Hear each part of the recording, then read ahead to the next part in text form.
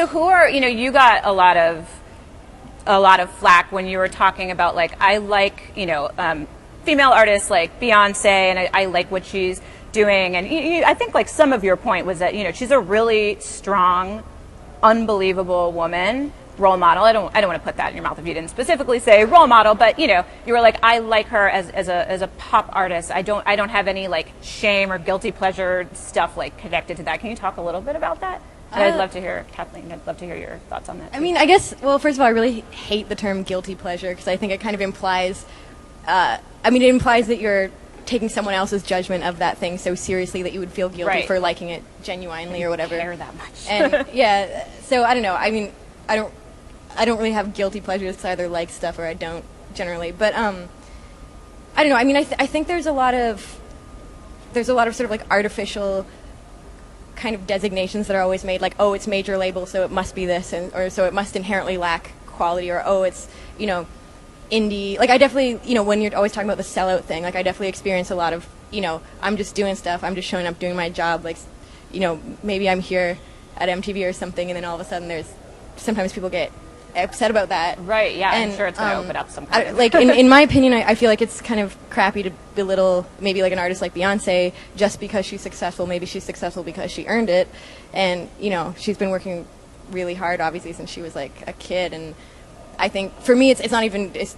I don't even really experience her art as pop music. Like, I think just the choreography and the visuals of the show, like, everything all together is kind of a new thing. It works in the realm of pop music, but it's doing a bunch of other stuff too, so I don't know, but yeah, thoughts. I like that. I mean, I always think about her and Kelly Rowland's like being best friends when they were little kids, and then like being in the studio and making up weird phrases like "I don't think you're ready for this jelly," and then being like, "Hey, let's make a song out of that." Like that's so cool. That's kind of a feminist. That's kind of a feminist totally. song. Like that song's sort of like in reaction to people being asshole dicks. I don't know. I don't want to say.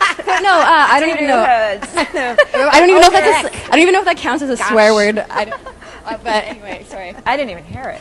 I love the idea of like kind of a slumber party thing in the studio, because the studio can be such a like really weird male environment that can make people feel super alienated. At least when I was younger, it did, and I was like, oh, I don't know how to use this equipment, and blah, until I learned how to use it. And I just love the idea of like two young women just like making up goofy stuff, and then it becomes a huge worldwide and hit. The sample is it's what's her name, Fleetwood Mac. Oh, really? Blonde girl, what's her name? Stevie Nicks. Stevie Nicks. It's a Stevie Nicks sample, which is I think it's really cool. Like that's pretty. It's cool. I didn't know that. I didn't know it was a Stevie Nicks sample. What is it? Just like a wild wing. Is that song? I don't know what song it is. Go on. I don't know the name of the song. Sorry. We're turning this into Fleetwood karaoke. Yeah, sorry. So, I like sort of what you were saying about, and I agree, like, I think, people are like, oh, Beyonce, blah, blah, blah, she's this businesswoman, but it's like, so much, especially for early music, was about, like, girls, like, doing it for themselves and doing it together, I mean, like... even now. Yeah, or even single ladies, but before that, independent women, she really just, like, did she have to make it any more clear? Like, they were really trying to champion that message, like, even down to the, like, I love that song still, like, I bought, like, the ring on my finger, I bought the shoes I'm wearing, I bought the house I'm living in, like, I did all of that. I love the fact that, like, and that was, especially at the time, that song's a decade old or something, but that is, like, a really powerful feminist pop moment and song, and the song still kind of hold Girls up. Rule the World.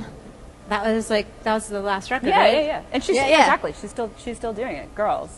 Are we allowed to keep talking about this? Because I could really go on about Beyonce forever. Let's talk about Beyonce. I could talk about Beyonce forever. I love Survivor because it's like that's an underrated song. I think it's so good. It's so good. And the whole thing that it's like, I'm not going to diss you on the internet. Instead, I'm going to diss you in a song that like 1,000 million people are going to listen to. It's so good. It's like so like passive aggressive. It's so great. But how prescient was that? I'm not going to diss you on the internet. I feel like that song is from like 1999, 2001, when the internet was still like dial up, plug in your phone to the wall. And when people diss me on the internet, sometimes I say that I write that line. I'm not going to diss you on the internet. My Mama taught me better than that.